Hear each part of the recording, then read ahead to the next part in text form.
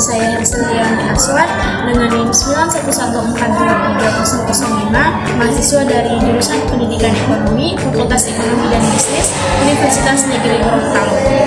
Di sini saya akan membahas berbagai macam demokrasi yang ada di negara-negara.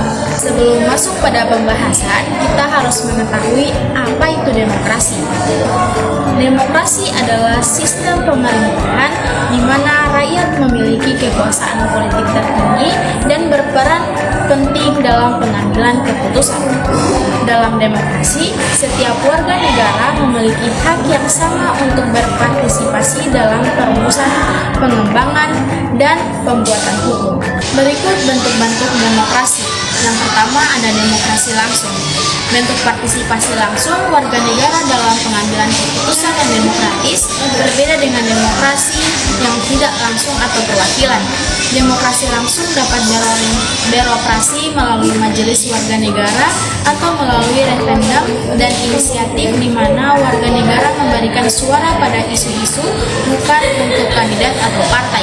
Istilah ini juga terkadang digunakan untuk praktik pemilihan perwakilan melalui pemungutan suara langsung, bukan secara tidak langsung melalui badan pemilihan seperti Electoral College, dan untuk pemilihan ulang pejabat terpilih.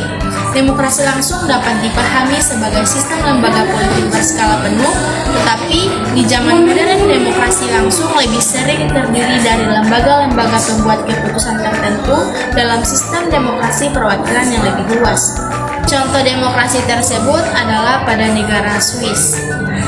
Yang kedua ada demokrasi perwakilan.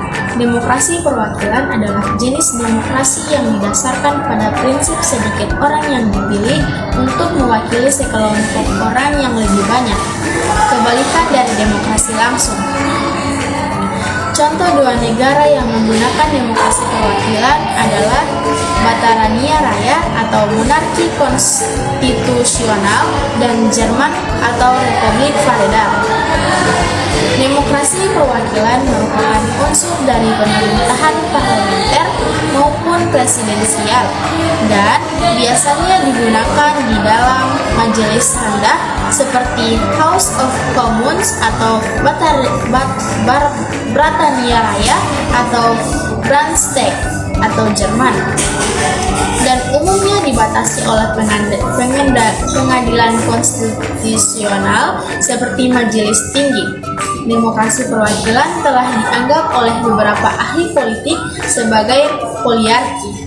Contoh demokrasi tersebut ada pada negara Indonesia, Amerika Serikat, dan juga Jerman. Yang ketiga ada sistem demokrasi parlementer. Sistem demokrasi parlementer adalah sistem pemerintahan di mana kekuasaan politik terletak pada parlementer atau badan legislatif yang terpilih oleh rakyat. Dalam demokrasi parlementer, rakyat memilih para anggota parlemen untuk melalui pemilihan umum dan anggota parlemen tersebut kemudian membentuk pemerintahan. Dalam sistem ini, kepala negara biasanya merupakan seorang monarki konstitusional atau presiden seremonial yang memiliki peran simbolis dan terbatas dalam pemerintahan. Kepala pemerintahan yang sebenarnya adalah seorang perdana menteri atau kepala kabinet yang dipilih oleh parlemen atau partai politik yang memiliki mayoritas di parlemen. Perdana menteri dan kabinetnya bertanggung jawab kepada parlemen dan harus memperhatikan atau mempertahankan kepercayaan mereka untuk tetap berkuasa. Contoh sistem demokrasi ini ada pada negara Inggris dan India. Yang keempat ada sistem demokrasi presidensial.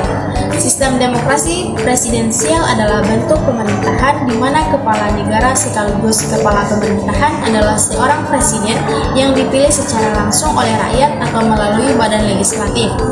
Dalam sistem ini, presiden memiliki wewenang eksekutif yang signifikan dan bertanggung jawab atas administrasi pemerintahan sehari-hari. Presiden biasanya dipilih untuk masa jabatan tertentu dan tidak dapat dengan mudah diberhentikan oleh badan legislatif yang memberikan kestabilan politik dan kebijakan yang konsisten.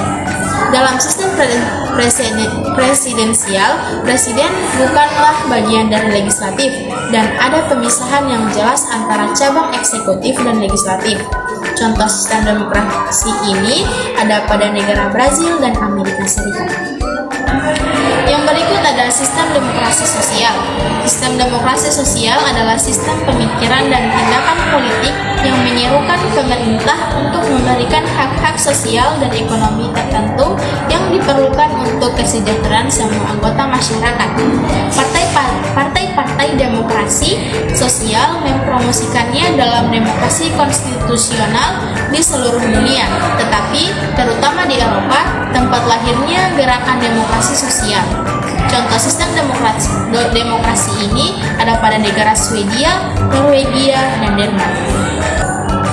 Yang berikut adalah sistem demokrasi liberal. Menurut Wati 2018, demokrasi liberal adalah sistem politik yang melindungi secara konstitusional hak-hak individu dari kekuasaan pemerintah.